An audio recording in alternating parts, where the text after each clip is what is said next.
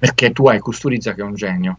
Quando Maradona, sfatto, obeso, con gli occhi chiusi, canta la canzone di Maradona, con gli occhi chiusi, come se non fosse Maradona. C'è un personaggio terzo, in realtà è Maradona, Mm. sta cantando le gesta di una leggenda. È un martedì pazzesco.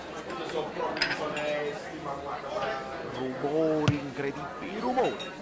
Amici bellini, io sono Valerio Fluido e questo è un video speciale che resta questi famosi video senza tempo, che non ha importanza, che lo vedete, no? Qua sotto quanto è lungo. E beh, perché non è per tutti e volutamente non per tutti, è un regalo che ci fa Guido, dove possiamo fare un'analisi approfondita non solo delle cose storicamente errate in questa serie TV su Diego, che poi non è su Diego, ma lo capirete guardando il video, ma un'analisi anche cinematografica, no? Il perché noi da semplici spettatori non abbiamo la consapevolezza del perché una cosa ci piace, ci emoziona o ci emoziona di meno. Guido ce lo spiega anche bene, quindi godetevi questo video. E nei commenti vi potete divertire anche voi a dirci i momenti che vi sono piaciuti di più della serie, quelli che vi sono piaciuti di meno, qualche dettaglio, insomma la vostra esperienza. Mi fa piacere condividere con voi questa cosa. È un video lungo, magari lo divido in capitoli, non ha importanza, avrei potuto spezzettarlo, puntata 1, puntata 2, invece no. Se avete il tempo di guardarlo tutto, se avete la pazienza di seguire il ragionamento, vi renderete conto di come le esperienze di Guido unite alle mie esperienze di musicista, oltre che di amanti entrambi del calcio, ci portano a valutare certe cose in una certa maniera, ed ecco perché, ecco quindi che questo video poi si sviluppa, si intersecano. Mentre parliamo di serie TV parliamo di cinema, quindi di film veri e propri, di documentari veri e propri, non romanzati, e arriviamo a parlare anche dei Beatles, della musica, di Ray Charles. Insomma, veramente dovete godervela, perché io me la sono goduta, io mi sono divertito tantissimo. È come se voi mettesse un pochino l'occhio al buco della serratura, come diceva Edoardo nell'arte della commedia, l'occhio al buco della serratura di una conversazione privata tra me e Guido Gentile. Cominciamolo. Amici bellini di vecchia data, amici bellini di nuova data, non ha importanza, molti di voi conoscete, quindi non ci sarebbe nemmeno bisogno di presentarvelo, il nostro amico Guido Gentile,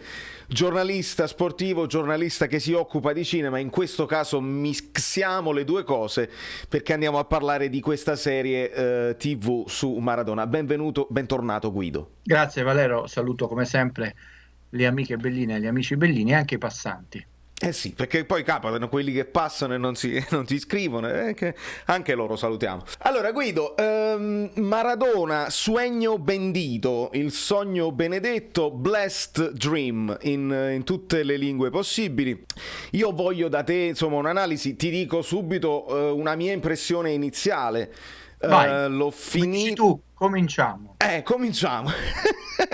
Esattamente. La mia impressione, subito che ti dico, è che già sta svanendo dalla mia memoria. Cioè, ho finito di vedere l'ultima puntata, penso un paio di settimane fa, insomma, quando uscì l'ultima, perché poi l'hanno pubblicata a scaglioni, e ho cominciato a dimenticare dettagli. Non me li sono scritti volontariamente perché volevo avere un'impressione, e quindi molti dettagli già sono perduti e non li ricordo più. Questa è la prima cosa che ti volevo dire. E non Ed so. è già, secondo me, molto interessante, non come pregio della serie, interessante come analisi che faremo insieme, perché è già indicativo di qualcosa che non ha funzionato. Esatto. È come un vino che ti colpisce subito, ma non è persistente. Però Questa è una bellissima.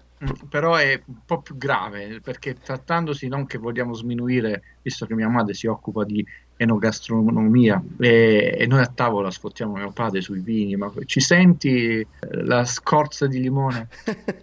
Trattandosi di arte, anche se l'industria dell'audiovisivo è un'industria, è un brutto segnale. Ovviamente ricordo agli amici, c'è poco da spoilerare quando si tratta di una storia vera, ma chi non l'avesse visto può andare a vederlo. Adesso questo è il momento di mettere in pausa il video, vi guardate queste 10 puntate e poi tornate, perché questo video noi lo chiamiamo un'analisi prendendo io spunto dai tuoi video sul tuo canale Guido Gentile Piano Sequenza. Questa è semplicemente un'analisi, poi ci saranno altre, eccetera eccetera, opinioni personali.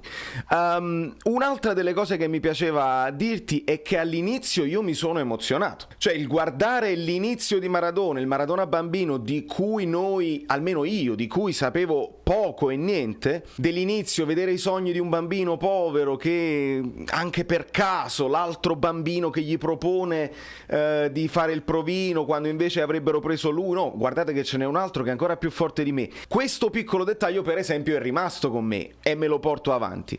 Quando poi invece si arriva più nel recente passato e quindi il passaggio dal Barcellona al Napoli, cominciano le mie dolenti note. Ho cominciato a soffrire per alcune rappresentazioni sia della città, sia di come è andata la storia e sia di come Diego viene rappresentato come uomo, perché come calciatore ce ne interessa poco e ne parlano anche poco. Allora, concedimi 2 minuti, spero che siano veramente due propedeutici. Cioè, ciascuno di noi ha la sua identità che poi si manifesta anche nella professione, no? E quindi è portatore di una sua idea del fare il dentista, il barbiere, come il musicista, come il giornalista, con la sua cultura, con la sua sensibilità.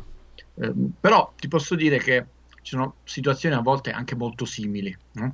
Cioè tu vedi dei professionisti che per quanto diversi in tutto, anche nella voce, riesci più o meno a accomunarli. Detto quello che, e non sto facendo un discorso io sono bravo, gli altri no, perché non è vero e non ha senso, visto che ormai sono arrivato a un'età purtroppo importante, è veramente molto udico, visto che continuo a guardare le persone, gli altri, continuo a essere uno spettatore, il modo con cui io guardo, analizzo, rifletto, propongo, racconto, diciamo, il cinema.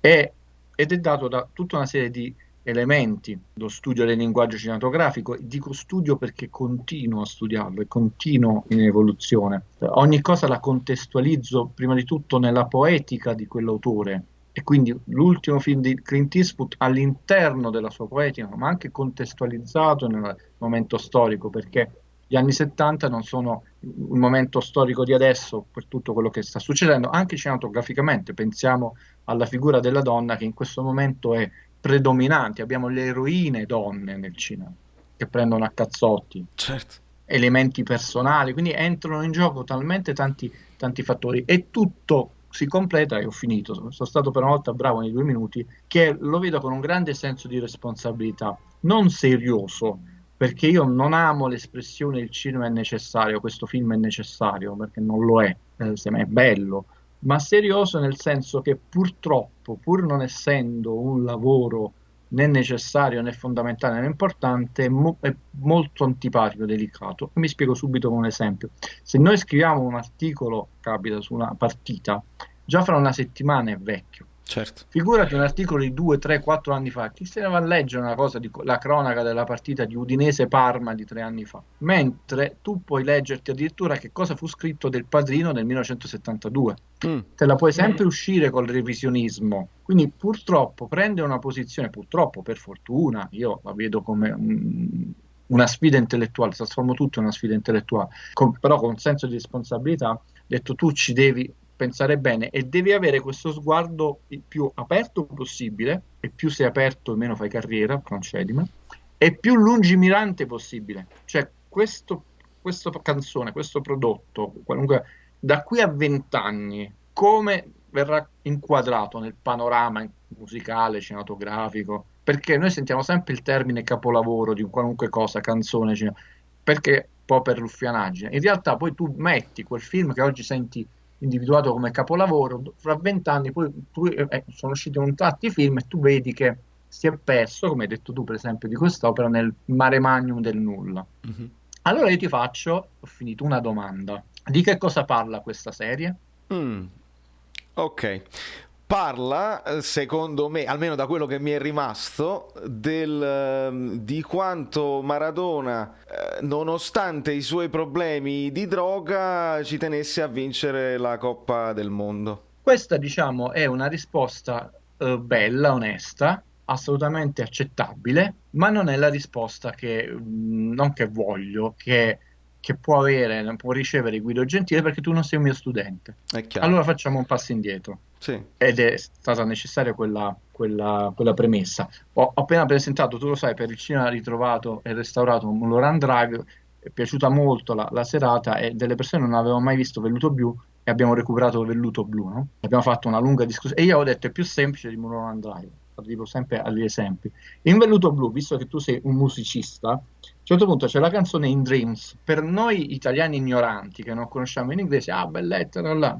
In realtà Lynch utilizza, ecco la premessa che ti ho dovuto fare prima, In Dreams, che è sempre stata utilizzata nel cinema in una determinata chiave, apparentemente per chi lo vede così superficialmente il film è un momento romantico, in chiave non solo dissociativa, ma in chiave rappresentativa del film. Mm. Se uno traduce il testo di In Dreams, no, dice un clown dai colori di Canditi, detto l'uomo sabbia, entra in punta di piedi nella mia stanza, eccetera. Questa è anche la favola di uno scrittore che è Hoffman. Questo Hoffman è stato analizzato da Freud addirittura in un saggio che si chiama Il perturbante.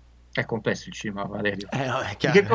di che cosa parla? Parla di questa leggenda narrata ai bambini nell'infanzia dove la governante dice se non fate i bravi viene quest'uomo della sabbia e mette la sabbia negli occhi di questi bambini fino a farli esplodere, a farli uscire dalle orbite. Allora non può essere un caso che Lynch utilizza questa canzone in quel momento, ma di che cosa parla Veluto Blu? Effettivamente parla di questo ragazzo che poi si nasconde in questo armadio e vede quello che non può vedere. E che cosa ha visto? Ha visto la mamma e il papà, perché Frank, interpretato da grandissimo Dennis Hopper, entra e dice papi, è tornato papà, fare l'amore. Quindi c'è una doppia negazione. Vede quello che non dovrebbe vedere e vede i genitori che fanno, tra virgolette, l'amore. Addirittura poi lui farà l'amore con quella donna.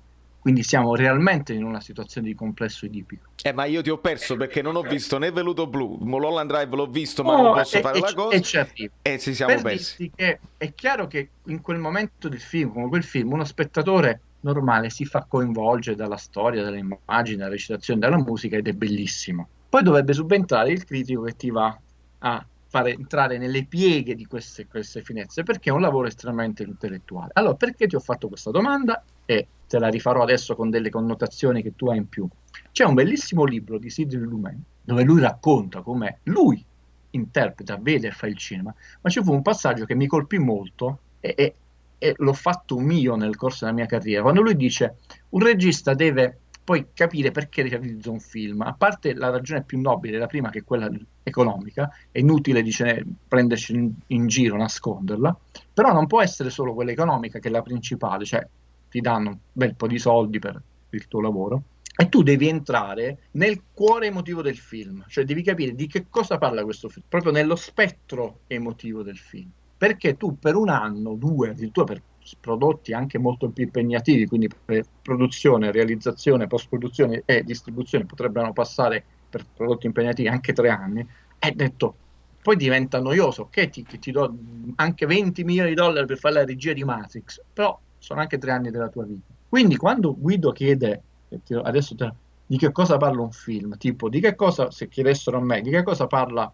Wall Street, le persone direbbero c'è un broker giovane che vuole scalare Wall Street, diventa un protégé di Gordon Gekko, non mi interessa, quella è la sinossi. Wall Street parla di avidità.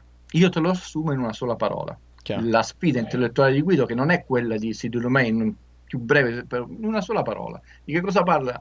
Non so, Mercoledì da Leoni, la perdita dell'innocenza. Di che cosa parla Arancia Meccanica? Del libero arbitrio, non l'ultraviolenza.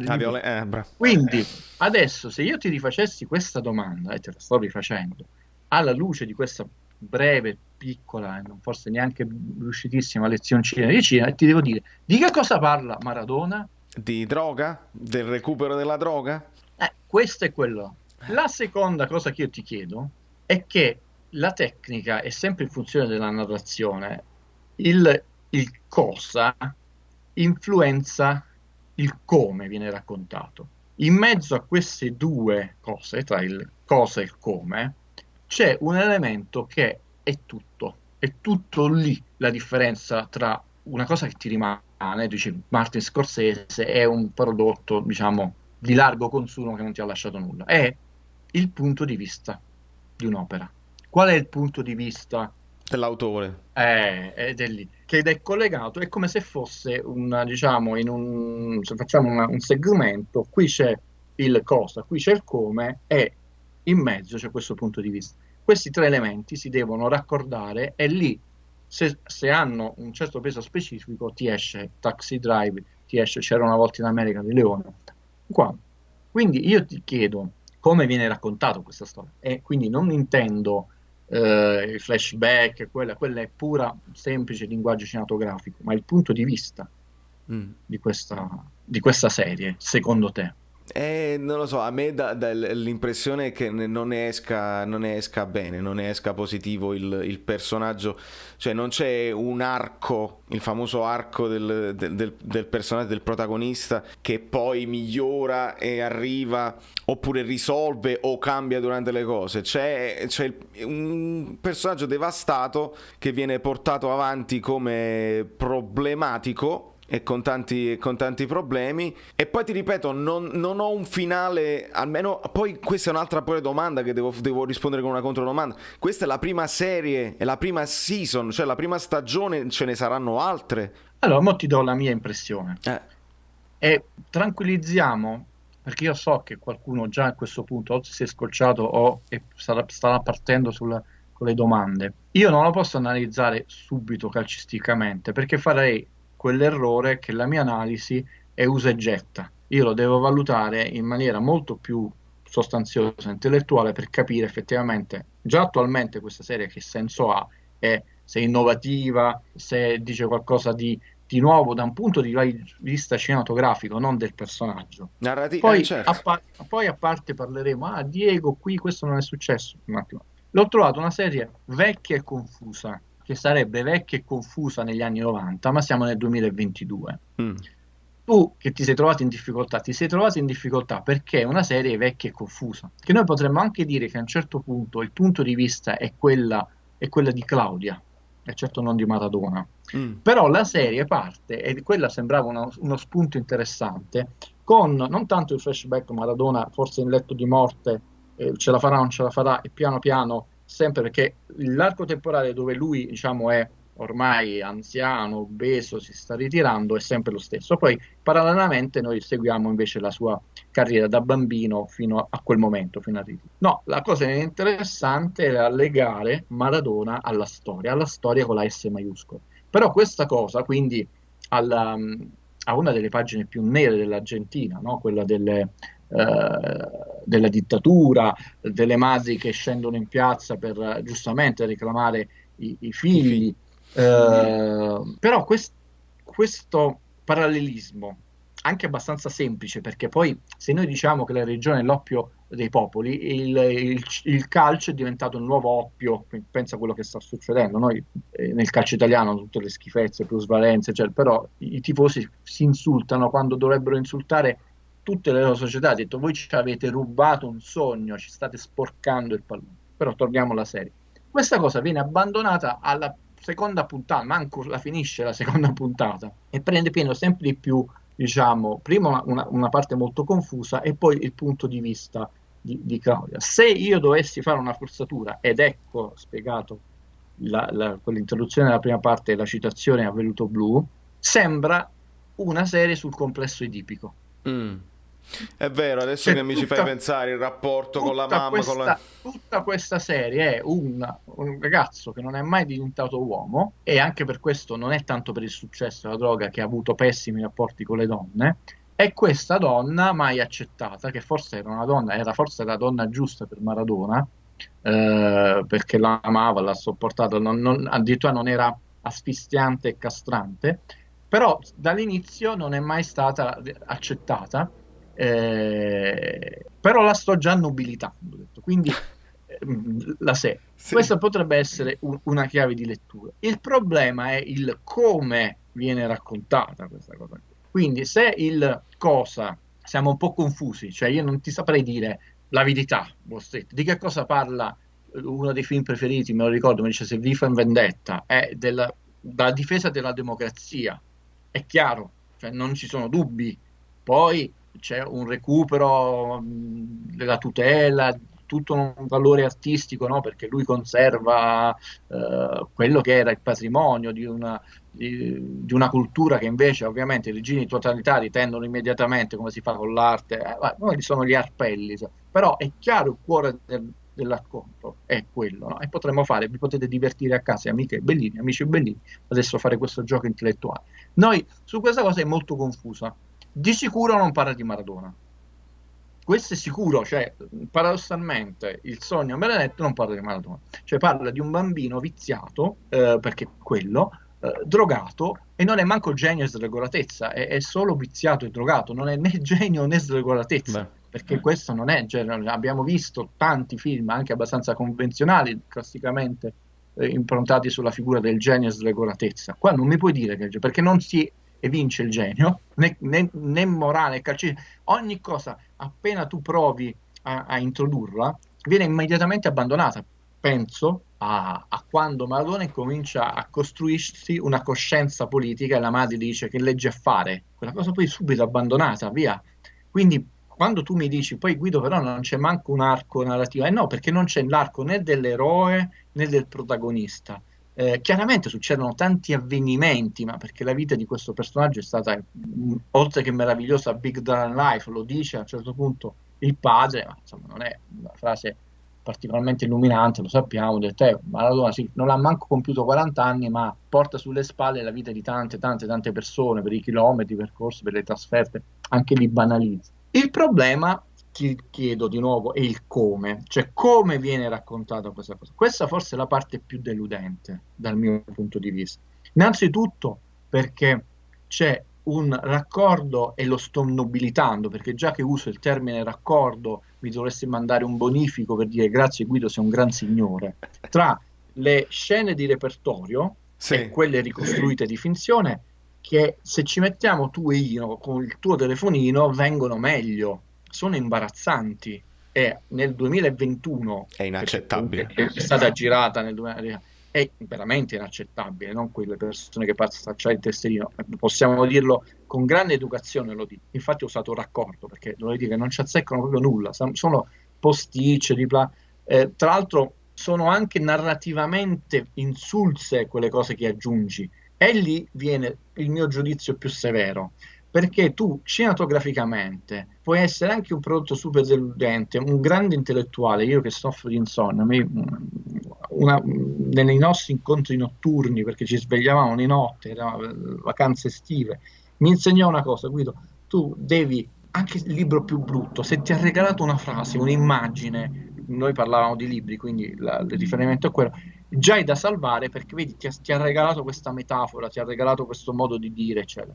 Ecco, tu hai 10 puntate di un'ora, alcune durano un'ora e 10, però diciamo un'ora e 5, un'ora e 10, un'immagine cinematografica forte me la devi lasciare, tra l'altro di Maradona. E l'hai avuta, ma lì si vede che il regista non è lo Scorsese, l'hai avuta e l'hai buttata proprio male, ed è la lacrima, che poi in realtà è la vernice del disegno sul muro di Maradona, quando torna in Argentina e deve rimparare a calciare con un nuovo equilibrio perché gli hanno distrutto la caviglia, ma è buttata proprio male. Quella poteva essere una piccola intuizione cinematografica, quella lacrima sul viso. Poi te la mando, poi non so se lui torna in Argentina dal suo vecchio allenatore, tira e lui dice faglielo vedere a quella, togli di quel sorriso in realtà è l'immagine di Maradona disegnata su un muro di un piccolo campetto e non riesce a beccare manco il muro, la palla va sempre sopra.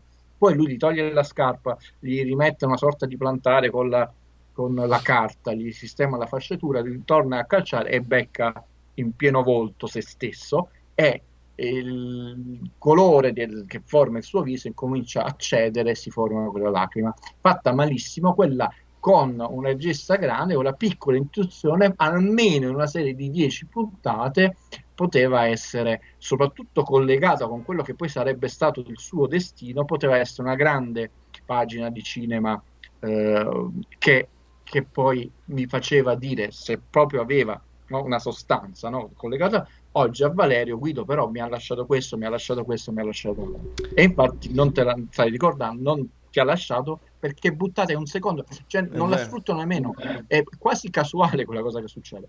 E questo, diciamo, è per me una grave pecca, perché un personaggio, e non stiamo parlando appunto del calciatore, usiamo la parola personaggio, così grande e tragico, e tu non mi trasmetti la grandezza e la tragicità, cioè mi sembra di vedere anche qui lo nobilito a un certo punto le feste alla Boogie Nights che lui fa vedere, ma mi sono comprato questo, mi sono comprato quello, a qualunque film dove ci sono droga party, eccetera, dove mostri il sedere, e che abbiamo visto, rivisto molto meglio. Poi, dopo che Scorsese ha fatto The Wolf of Wall Street, tu per arrivare a quei livelli devi fare un capolavoro, capolavoro, capolavoro, per confrontare con quell'idea di sovraccarico da eccitazione da stupefacenti. Però tu ce l'hai il capolavoro, quindi già è facile. Ho detto, se io voglio emulare quella cosa lì, al massimo lo sto emulando, non sto raccontando nulla di nuovo, non sono innovativo, sono solo citazionista male. No, no, sei proprio scarso. Sì, per dare anche un riferimento agli amici Bellini, e mi viene in mente adesso.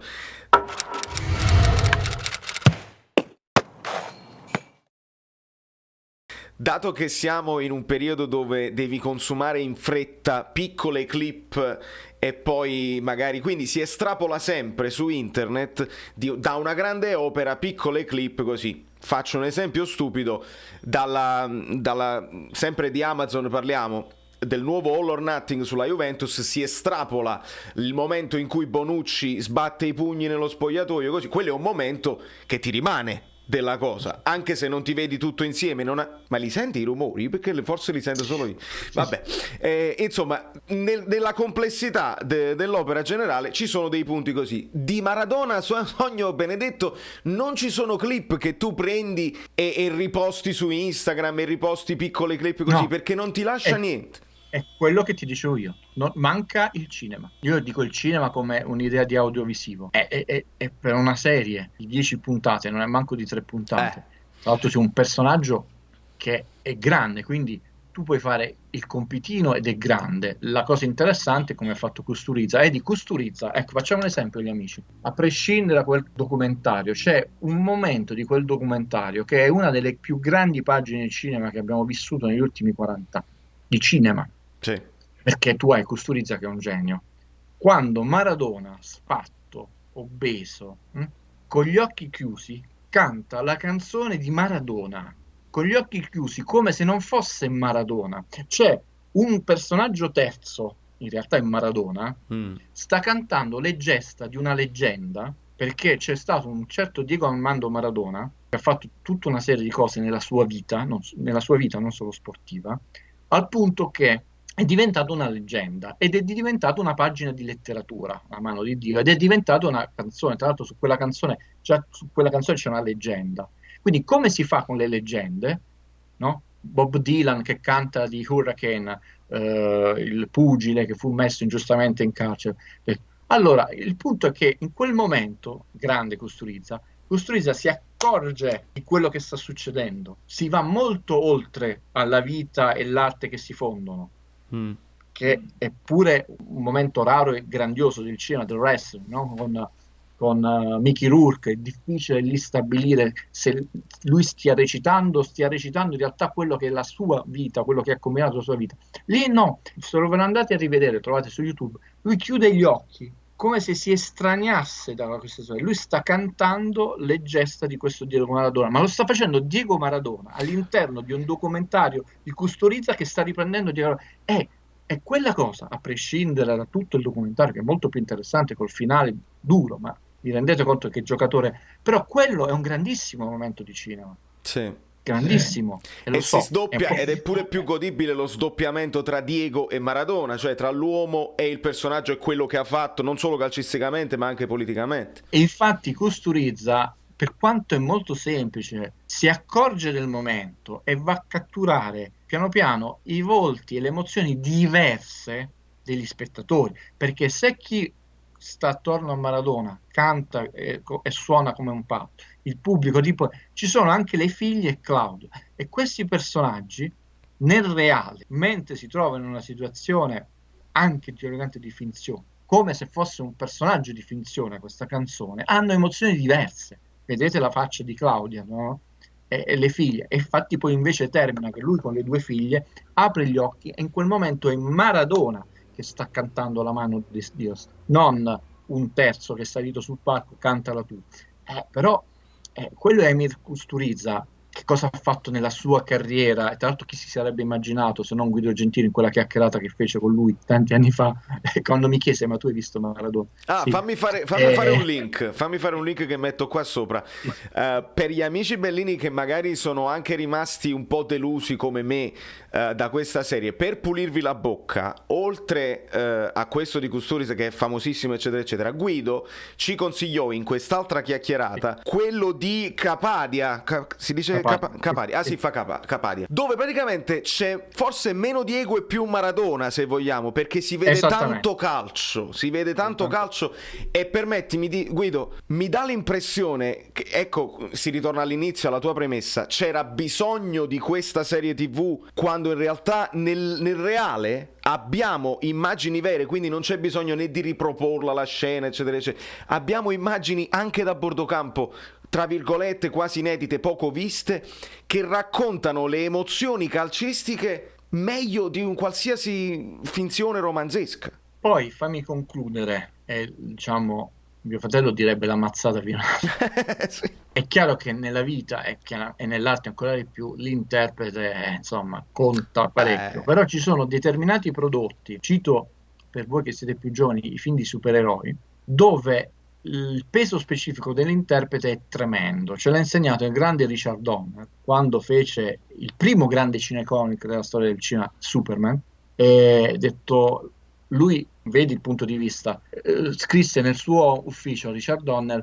verosimiglianza. È vero che stiamo facendo un film su un supereroe, di uno addirittura che vola, però lui se lo scrisse, quindi tutta la sua impostazione cinematografica nella sua testa è quella che poi trasmetteva a tutta la troupe, e doveva essere il taglio di questo film è verosimiglianza. Cioè noi dobbiamo rendere credibile un personaggio che vola e che può fermare le pallottole con una mano, verosimiglianza. Qua non è una forzatura di Guido, lo potete trovare nel documentario di Richard Donner. Allora Richard Donner dice, è un film di supereroi, ancora di più il cast deve essere di altissimo livello. Siccome Superman è Superman, può fare cose incredibili, io devo avere come padre di Superman il più grande attore di tutti i tempi, Marlon Brando. E siccome Superman ha due padri, uno vero, celeste, uno putativo, perché è il figlio di Dio mandato sulla terra per illuminarci il cammino, il padre terrestre deve essere il buono per eccellenza della media, Ford, quello che gli insegna i valori terrestri. E così discorrendo. Ecco perché Nolan, prendendo in prestito la lezione del maestro Richard Donner, ha detto il cattivo deve essere altissimo livello, però deve essere altissimo. Il maggiordomo, quando leggiamo il cast, Michael Caine, Saint Michael Caine, 2 Oscar, fa il maggiordomo in un film di supereroi. Certo, perché l'anima e il grillo parlante ma tu devi alzare il livello. Quindi, nei film biografici, per esempio dei cantanti, a volte abbiamo avuto dei film zoppicanti, come The Doors di Oliver Stone, però ce li ricordiamo, a parte per delle immagini iconiche, no? Lo spinello che cade sul palco, c'è un mio amico di Napoli che ha studiato architettura, me lo cita sempre, gli è rimasta impressa quella cosa là. Però Val Kilmer fu una delle prime interpretazioni camaleontiche, prima di Bohemian Rhapsody, per dire. Sì. E allora chiudo. Tu in un film così importante, una serie TV, un film in 10 ore, per dire, con un personaggio del genere, mi devi mettere un attore che si mangia tutto il film, carismatico, affascinante, non puoi mettere un bambino di gomma. Avremmo preferito meno somiglianza fisica e un po' più di carisma. Esattamente. No, non avremmo, è fondamentale, perché se tu ti vai a vedere i film biografici più riusciti, hanno sempre, a parte insomma, se c'è un grande autore, sempre dei protagonisti forti, che addirittura chi non conosceva il vero protagonista poi se n'è andato a vedere perché poi ti viene la curiosità. Ho un esempio che mi devi appoggiare. Il film di Ray Charles con Jamie Foxx. Certo, un premio Oscar, ecco. Non puoi fare, ma Ray Charles è stato un gigante della musica, non puoi prendere un scappato di casa che mi fa una recitazione da scappato di casa. Serve un gigante del cinema, basta. Mi devi prendere un grande attore che fa la recitazione della vita, perché tra l'altro deve vincere l'Oscar con quello, perché lui dice io devo fare la recitazione della mia vita, la prova della mia vita, e beh, così. È la lezione del maestro Richard Donner, perché in un film così, come biografico, come questo qua, è chiaro che in tutti i film tu aspiri, o prodotti audiovisivi, ormai la differenza è diventata labile, visto che sono talmente elevata la qualità delle serie TV che non li considero più dei fratelli minori del cinema, anzi a volte abbiamo prodotti molto più interessanti di film scadenti. In questo tipo di prodotto è veramente fondamentale avere il cast giusto. Pensa alla carriera che ha fatto Hugh Jackman da Wolverine in poi. Chiaro. Lo stesso Robert Downey Jr. che Robert rende E Iron Man questa è, un'altra. secondo me, la pecca finale di questa serie, da un punto di vista del critico cinematografico. Quindi senza nessuna influenza del tifoso, del calcio. Dell'amante del calcio. Sì. No, hai sbagliato il delle Alpi. Quindi no, non ci siamo. E infatti, e posso assicurare a tutte le amiche Bellini e gli amici Bellini e anche i passanti che Valerio non sapeva nulla, volutamente noi non ci siamo voluti sentire e preparare per avere il massimo della spontaneità, onestà. Quindi io non ho concordato né la domanda né la sua risposta. Poteva anche dire mi è piaciuto benissimo e io poi avrei fatto comunque il mio ragionamento smontando tutte le debolezze della serie. E invece mi conferma che quelle debolezze ci sono. Guido, prima di andare magari a qualche dettagliuccio, ma sono curiosità, vedere le cose che hanno detto male, eccetera, eccetera. Avevo un'altra curiosità per te. Il rapporto tra lo stesso personaggio però giovane e vecchio, nel senso che noi siamo nel presente con Maradona nella clinica e già vediamo Coppola presente così e ce lo presentano in un certo modo e mi dà una sensazione. La sensazione dell'altro Coppola, quello più giovane che lo segue a Napoli, eccetera, eccetera, mi dà una sensazione completamente diversa. Sembrano due personaggi diversi, al di là delle verosimiglianze fisiche. Come se ci fosse un arco più in Coppola che non in Maradona, un arco che però non vediamo, perché si passa dal Coppola dei festini, delle Ferrari e della droga a quel Coppola che invece sta più lì, sta cercando di evitare, sta cercando di dargli una mano, eccetera, eccetera. Hai notato questa cosa? È voluta? È un errore? È un pregio? Come la vedi? Allora, la prima parte, diciamo, di questo video, che temo verrà lungo, forse Valerio lo spezzetterà, No. l'abbiamo esaurita. Adesso andiamo a vedere, la tua domanda è una delle due domande che mi aspettavo, quindi fa molto piacere. Andiamo a vedere invece la storia, non più la narrazione, cioè il racconto, che è la forma, che secondo me mi lascia molto perplesso su quelle che sono poi non solo le intenzioni, le finalità, ma anche le autentiche ragioni di fondo, che io posso ipotizzare, non ho nessuna pretesa e non ho neanche tanto la curiosità a questo punto di andarmi a scavare per filo e per segno, perché temerei bugie. Perché è vero, l'unico arco narrativo interessante è quello di Coppola. Il problema è che questo film ha tutta una serie di forzature e falsi storici molto più gravi chiaramente per un tifoso di calcio, per un tifoso del Napoli, di Maradona, aver inventato uno stadio che non ancora è stato progettato e costruito, e lì gli fa girare le scatole bruscolò, che no, sono molto molto molto gravi, perché io ti devo dare la buona fede, però se la buona fede comunque il prodotto mi viene meno, se non è la buona fede devo cercare di capire il perché l'immagine che viene fuori del personaggio Maradona è certamente una delle persone più brutte dell'universo e questo di fatto non lo è, cioè che Maradona ha avuto degli inciampi, dei difetti più umani degli umani, come è risaputo tra una delle poche persone che non li ha manco nascosti. Però è veramente una persona spregevole che tradisce costantemente gli amici, non va bene. Allora ti faccio un esempio, ho portato degli appunti, no?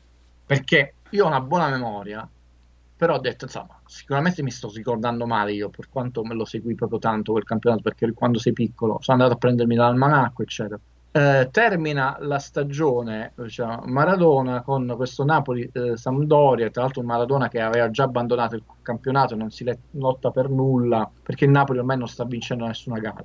Allora, vi cito le ultime gare del Napoli. Napoli-Lecce 1-0, Napoli-Fiorentina 0-0, Verona-Napoli 2-2, Napoli 3-1, 3-1, 0, Napoli-Juventus 1-1, quindi non perdemmo manco a Torino, Napoli-Inter 1-0, Udinese-Napoli 2-0, Napoli-Bari 1-0, Milan-Napoli 1-2, Sampdoria-Napoli 3-0, ultima partita Avellino-Napoli 0-1. In realtà quello fu un campionato dove ci lascia un po' la mano in bocca, arrivavamo terzi, dove forse si no, poteva.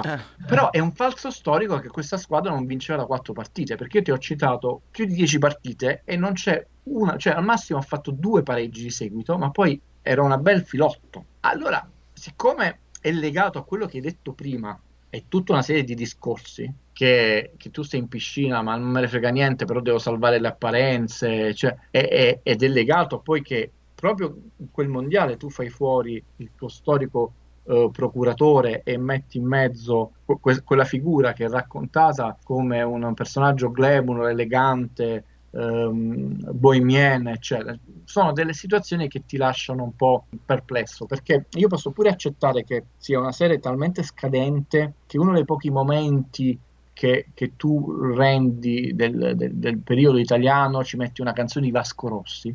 E qui mi fermo, ma non che abbia qualcosa contro Vasco Rossi, però nessuno di noi associerebbe Vasco Rossi a Maradona, al Napoli, a un momento legato a sia un momento di vittoria che di difficoltà, è un inciampo. Cioè, le forzature storiche, sportive e sociali Sociale. delle sue amicizie sono tante e continue che mi lasciano perplesso. Innanzitutto, io non sono sicuro che ci sia una seconda serie, non tanto per i risultati sportivi, perché la serie ha già il suo arco. Cioè Maradona sta morendo, ricostruiamo tutto il suo arco fino al suo addio al calcio, quindi un momento, diciamo, volendo struggente, dove però non ringrazia la moglie. Altro momento importante, che è un momento di finzione cinematografica, noi non abbiamo visto Claudia allo stadio, e quindi si è conclusa, dice, ma ci sono 2 o 3 momenti di immagini brutte di repertorio, non repertorio del Napoli. Effettivamente è come se lui, cioè non c'è manco lo scudetto del Napoli, no? Per dire, eppure si è ritirato Maradona, non c'è la Coppa UEFA, non c'è nulla. Comunque è stato 7 anni a Napoli, anzi, se uno dovesse credere quello che ci viene raccontato dall'inizio alla fine, tranne una battuta alla fine, proprio in macchina, c'è un disprezzo totale nei confronti della città di Napoli, dei tifosi napoletani. Lui che sta in macchina in un quartiere che probabilmente non esiste a Napoli, senza manco l'asfalto, la strada sterrata con le pozzanghere, cioè, è veramente una forzatura ingiustificata. Però diciamo tutto il film scusate, la serie è collegata da una lore di razzismo enorme, perché i tifosi della Lazio se la sono presa per quella frase, ma in realtà noi potremmo collegare tutte le puntate con questa chiave di lettura che è costante, perché anche Barcellona, quindi non solo Verona, e da un lato è giusto sapere che nessuno di noi è l'ombelico del mondo, e quindi casomai il napoletano ha un'immagine forse anche poi falsata dal romanticismo, da ricordi non così precisi di se stesso, del Napoli, di quello che ha rappresentato in Maradona, e all'esterno ti vedono in un altro modo. Però è veramente fortemente negativa, parziale, perché è fortemente negativa, ma c'è solo il brutto. Quella frase è, però mi volevano bene a Napoli, detto in macchina, quando sta andando a fare l'addio al calcio, è troppo, è veramente molto, molto, molto, molto, molto, molto, scusate di ripetizione, molto, molto poco. E invece è una serie su Coppola, cioè Coppola con tutto quello che ha fatto, scusate, ho dovuto non divagare, ma spiegare, Sì, sì. è un personaggio non solo positivo, ma gli dedichi tantissimo spazio. E Coppola è un personaggio veramente, diciamo, abbastanza grigio nella vita. Se andate a vedere la sua biografia, di tutto di peggio, probabilmente uno dei momenti cardine della vita di Maradona, che comunque era difficile tenere a freno Maradona, di lì effettivamente no, è proprio l'abbandono col suo storico manager, perché Coppola sicuramente non l'ha portato, non l'ha tenuto almeno ai limiti, lui l'ha proprio portato verso altre direzioni senza proprio manco minimamente avere. Prima era un piede, lì manco più un piede. Mm. Però ecco, una persona che non conosce nulla e vede questa serie ha visto una serie su un bambino che ha problemi con complesso edipico, una povera crista come Claudia, e questo personaggio che ha introdotto in maniera moderna la figura del manager sportivo. Mi sta pure bene, ma tu hai omesso tantissimi anni. Maradona è stato 2 anni a Barcellona, neanche diciamo pieni, perché sai, partite e la frattura in 3 posti della caviglia. Giocò poco, in 2 campionati ne fece uno, 7 anni a Napoli, e non si respira quello che ha significato Napoli, anche nel male, non parlo nel bene e nel male, nulla. Cioè, 4 festini in casa dove tu fai quello che abbiamo visto, non voglio dirlo anche per questioni di censura del video, lo vedi in qualunque film banale, il pomeriggio di una sera che piove, scusa, di un giorno che piove, il giovedì di autunnale. L'ho trovato un prodotto molto superficiale, Valerio. E ripeto, vedi, penso che i miei colleghi si soffermeranno su bruscolotti, queste cretinate qui, che comunque sono abbastanza gravi, no? Però sono sciocchezze. Tu devi andare oltre e collegare i fili e vedere perché accadono certe cose. E siccome accadono queste cose, invece lì sì c'è un filo conduttore. Hai raccontato quello che volevi raccontare, cioè questo orgoglio argentino, cioè la serie è su questo orgoglio argentino, c'è tanta Argentina, ci sono tutti i mondiali, quello non convocato, quello giovanile, quello convocato e non vinto e quello stravinto, anche lì con delle forzature abbastanza gravi, perché invece il rapporto con Fernando Signorin era molto diverso, e basta leggersi le interviste, è la dimostrazione di queste forzature che a parte un secondo, è veramente un secondo di un'immagine di repertorio, ad esempio non compare la figura di Carmando, e c'è un altro falso storico, perché qui chi sta massaggiando Maradona in quel momento, quando lui gli parla, è diciamo, un argentino, uno dello staff, quando Maradona si portò Carmando, e fu una delle chiavi di lettura,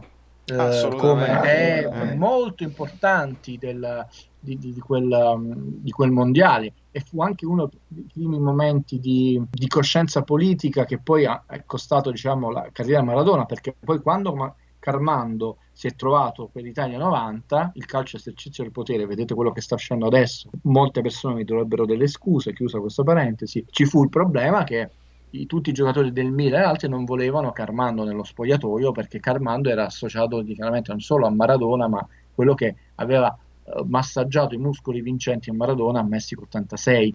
Quindi veramente è infinita la serie di non tanto inesattezze, di forzature narrative, che però hanno una linea di condotta molto logica, cioè di questa chiave estremamente razzista, mi spiace dirlo, perché è razzista nei confronti di qualunque nazione, no? La Spagna, e ci poteva stare l'Italia, ci possono stare le altre nazioni, e anche insomma altri allenatori.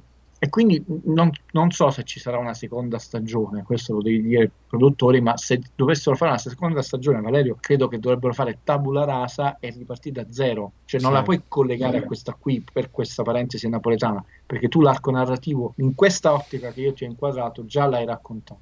Uno dei momenti che mi ha lasciato più perplesso, insomma, no, mi ha fatto proprio rimanere male, è quando lui sta parlando nello spogliatoio, nel San Paolo, non so nemmeno se è uno spogliatoio, c'è uno che sta facendo le pulizie e gli dice: Diego, ma che è? Non ti vedo sereno, non hai litigato con gli arbitri, non hai litigato con nessun avversario, c'è qualcosa che non va, che è una frase che ti porta a pensare: ah, allora Diego quando stava normale e sereno litigava costantemente con gli arbitri e litigava costantemente con gli avversari. Questo è un falso ed è un errore grave. Pitturare un atleta in questa maniera e dimostrare quello che poi non è mai avvenuto, perché Diego era uno dei pochi, se non l'unico, a parlare con l'arbitro con le mani dietro la schiena.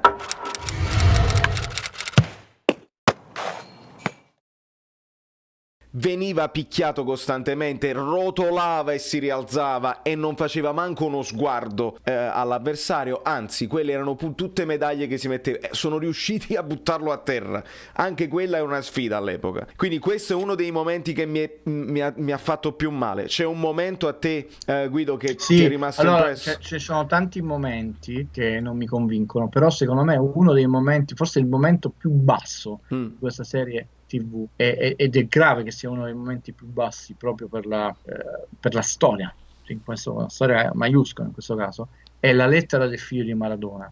Ah, bravissimo, pensa l'avevo messa alle spalle, bravissimo. Mi censuro io, che sono un gentiluomo, perché dovrei essere, io non sono uno che stronca mai i film, cioè, dovrei essere come mi insegnò Monicelli in una lunga chiacchierata, no? Dovete essere cattivi, ma è un momento veramente molto basso, da brutta serie TV degli anni 80, e però sono passati 40 anni degli anni 80, ce ne sono più di uno. Quello è questione oltre che di gusti, di anzianità, permettimi Valerio, poi anche di lavoro. Tu sei musicista e ormai analista del calcio. Io sono storico ormai del cinema, insegnante e giornalista, e quindi è anche giusto che mi soffermi su cose che casomai una persona ci pensa di meno. Ma va bene, il problema è che ci sono veramente tante, cioè già avendo trovato due momenti bassissimi non va bene, non ce ne abbiamo trovato neanche uno alto. Male, male, male, ci sono più di un momento, ma quel momento tu vorresti andare avanti. Io poi devo vedere veramente fino all'ultimo secondo dei titoli di coda, quindi per una mia onestà non riesco mai, manco un secondo mi devo perdere una cosa, poi quella che dici tu subentra, secondo me, l'attaccamento, non che io non lo abbia, attenzione, ai colori della città, alla maglia e al carisma, e allo stare in campo di Maradona. Per esempio, una delle cose belle che non c'entra nulla però con questa serie, quella è la storia, rivedere anche pochi frangenti che prendono pure male, vedi quanto giocavano duro all'epoca.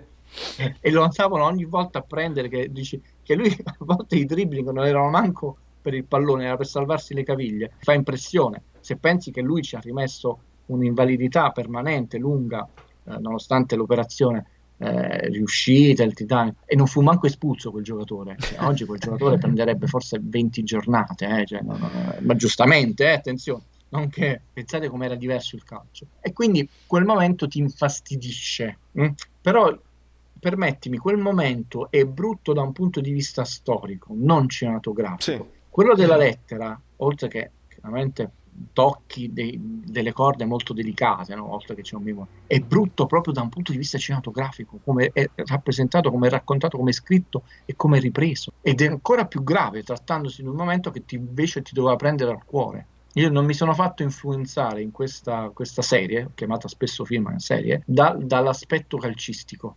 Perché se mi dovessi fare influenzare sull'accesso, allora incominciare il primo minuto, questo non è successo, questo era diverso, questo, e fare la jalapas della situazione. No? Non voglio fare così, non voglio stare. Potete divertirvi a voi, avrete lo forse sponsor anche più memoria. Cirio non era quello l'anno giusto. No, io sono voluto andare un po' più a fondo per quello che è il mio lavoro e lasciare veramente da parte tutte le vaccate, perché anche su quella Napoli-Sandoria si vede per le gambe caratteristiche, il suo modo di correre caratteristiche, il gol lo segna Bagni. No?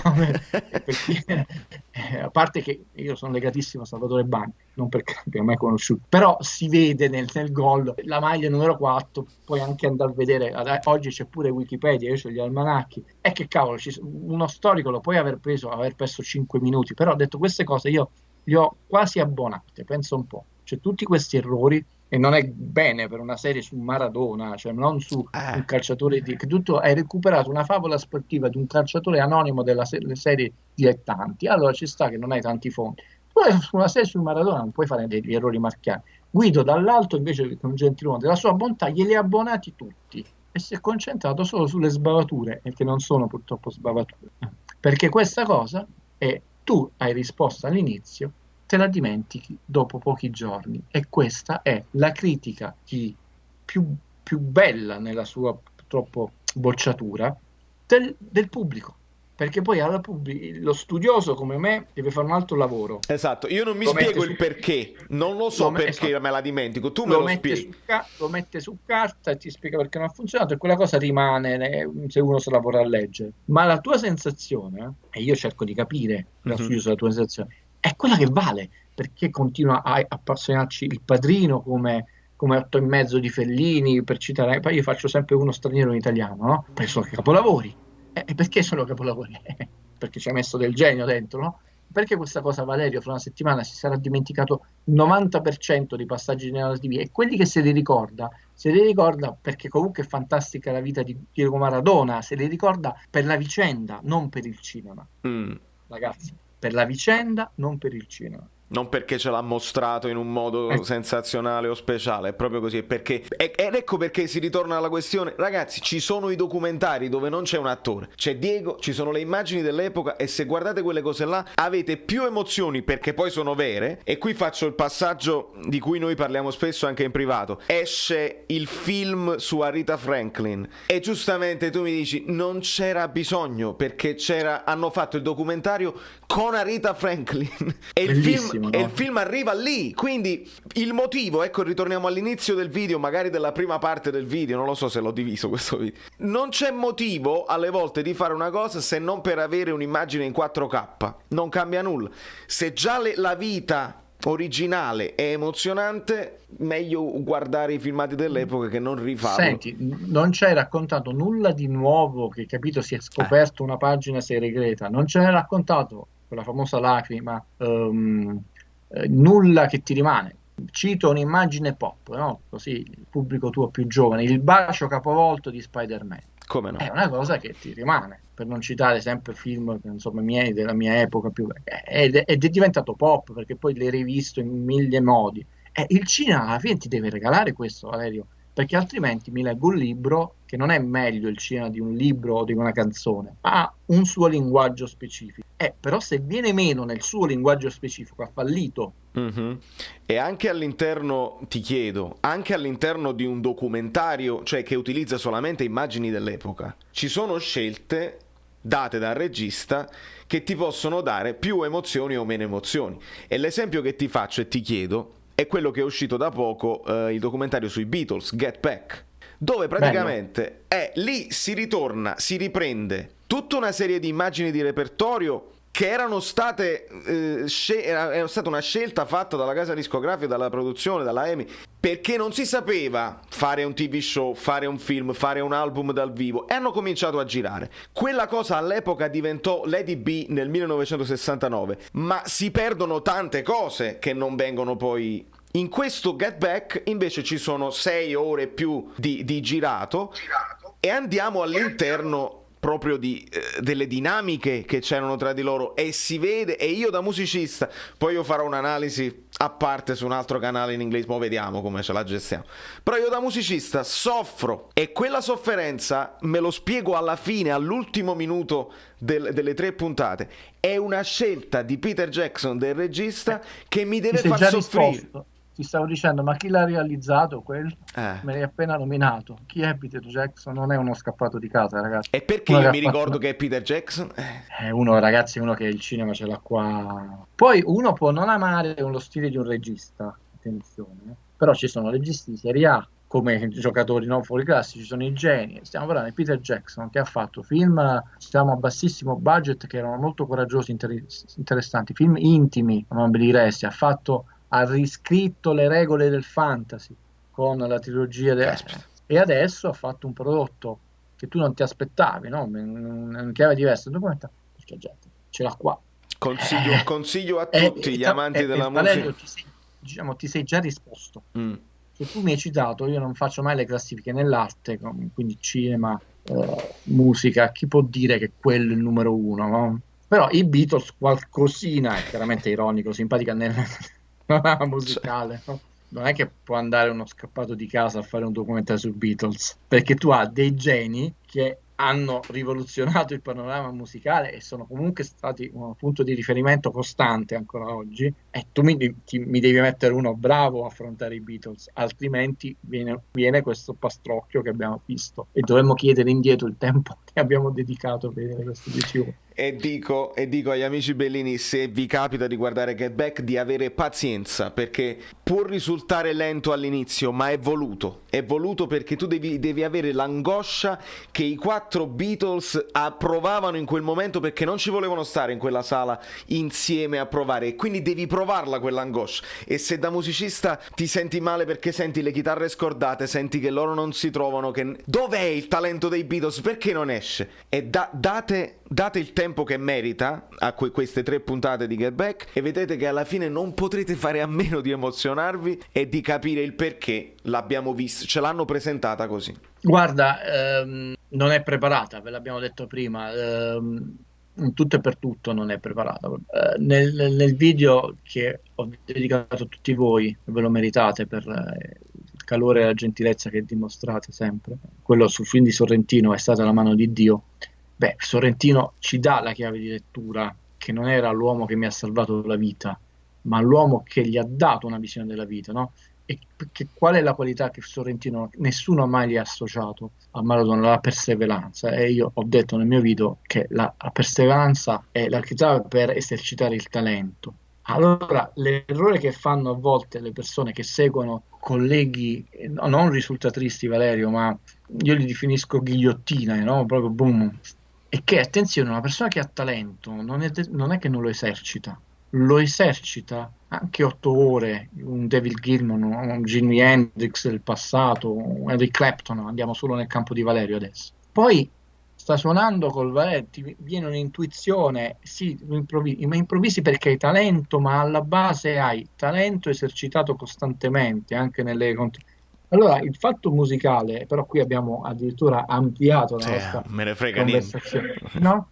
È che effettivamente uno ci può dire sul talento. La musica non è che uno quelli che ti racconto, ho scritto sul tovagliolo la canzone, così, Bravo. sì, Bravo. non è così. Vedetevi il documentario di Jean-Luc Godard sui Rolling Stone, pure loro litigavano, tra l'altro c'è un piano circolare alla De Palma, no?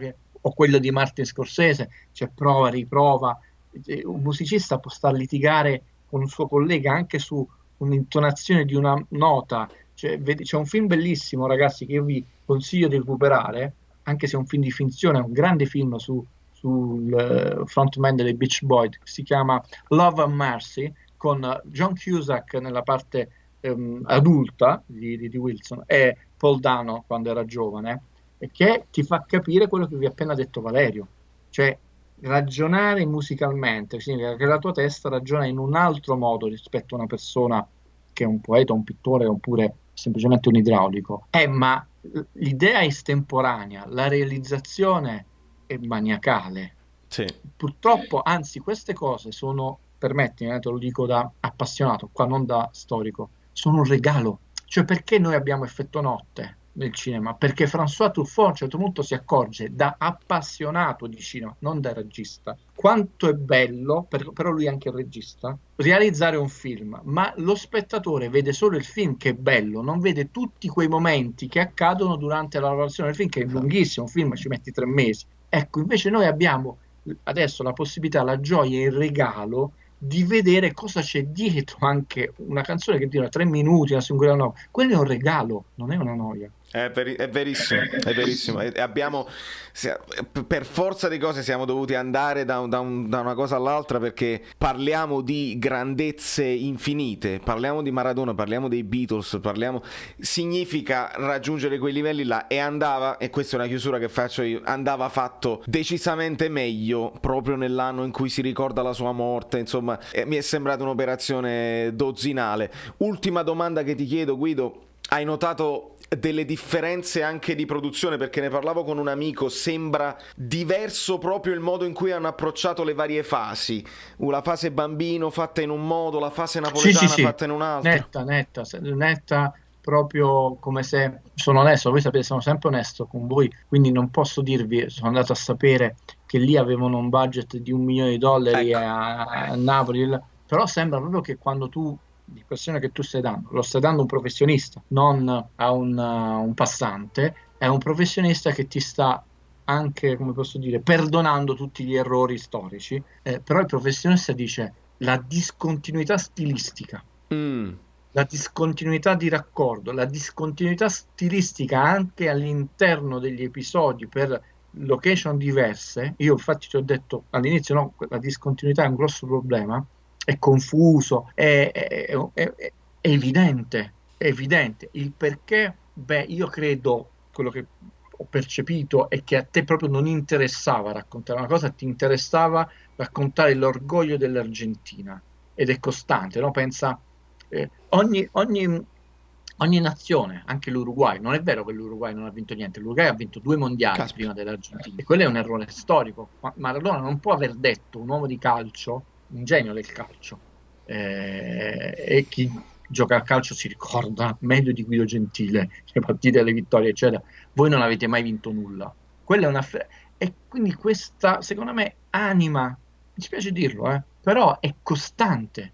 Ovviamente un tifoso del Napoli si arrabbia per i 1000, non li citiamo, errori, ma un Guido che deve lavorare per voi, non per far contento il tifoso del Napoli, scontento quello della Juve, perché qua non c'entra niente, o dell'Inter, cioè, qua Guido deve pensare a Guido, Guido che fra 3 anni questa cosa uno se la vede, dice aveva ragione, uno che non l'ha mai vista rimane deluso, si vede questo video, dice ah ecco perché sono rimasto deluso.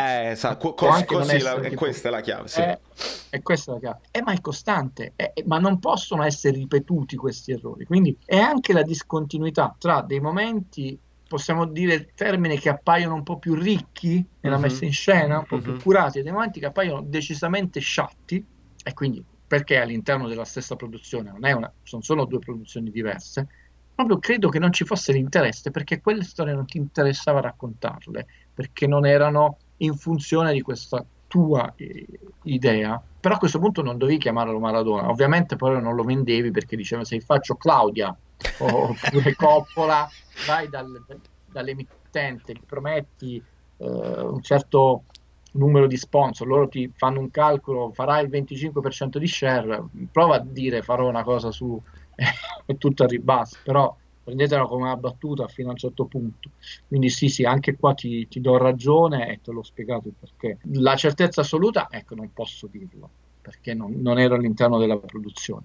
Però è come nella settimana di Gnistica, vi ricordate quando c'era quella pagina Unisci i puntini, no? Noi, ci sono tanti puntini che però abbiamo unito, non è uno solo e sono un po' troppi. Peccato perché vabbè, l'Italia ne esce male, il Napoli ne esce malissimo e qua servirebbe un'operazione molto forte. Non parlo di litigi, di articoletti, di colleghi che fanno i permalosi, un'operazione forte nel senso un prodotto che sia di qualità, no? Non vedo l'interesse di nessuno, ma chi ne esce proprio male, cioè, se uno non conosce nulla di Maradona, a prescindere, ripeto, ragazzi, la storia, cioè gli eventi, e anche qui prendi troppi eventi banali, troppe feste, pochi. Per esempio, Valerio non c'è, questa è una missione grave, non solo la partita di Acerra, non c'è le varie beneficenze. Quello, per esempio, è un momento, oltre che storico, cinematografico grandissimo, che un regista, se io fossi regista, non può ignorare. Cioè, Maradona, che è costato un sacco di soldi, che l'assicurazione non vuole, che va a giocare in un campo sterrato col fango, col sorriso, per ridare l'operazione alla vista, quel cinema vista. Ragazzi, come fai a... Lì ti devi buttare come zio Paperone nel deposito. La vita ti ha regalato quella possibilità di giocare col cinema, perché te la potresti inventare e uno sceneggiatore dice, minchia che si è inventato questo sceneggiatore. No, te l'ha regalata la vita, quindi te la devi solo andare a prendere e renderla grandiosa, epica come il cinema. E non l'hai fatto. E potrei citarvi tanti episodi che non abbiamo visto. E quindi no, no, male, male, male. Proprio vero. Guido, io ti ringrazio tantissimo per questa un'analisi, come la vogliamo, per questa analisi, perché un'analisi, poi ce ne possono essere tante Resto altre. umile. Io resto umile. Noi restiamo umili sempre. Non sono la ghigliottina. Questa è una nuova metafora che ti regalo. È un'analisi, non quella definitiva. Ah. Ho capito tutto io. Esattamente. E sotto gli amici Bellini nei commenti possono divertirsi a dare i loro spunti, cioè quale parte proprio non vi è piaciuto o quale parte invece vi ha emozionato, quali sono i punti dove è il momento in cui dicono che Bruscolotti segnava sempre assist di Maradona, gol di Bruscolotti, quanti gol ha fatto Bruscolotti quell'anno, divertiamoci e ne parliamo poi insieme anche nei commenti. Grazie ancora Guido Gentile. No, grazie a te e a tutti voi e un abbraccio a tutti quanti. Ciao, sono Saveria Solida. Se arriviamo a 15.000 iscritti su YouTube è una cosa di cortesia, ma secondo me dovreste seguirlo anche su Instagram, @ValerioFluido. Fa tutte queste cose, credi? Sei iscritto pure a TikTok? Di più, dai, basta, sei cringe. Quante cose.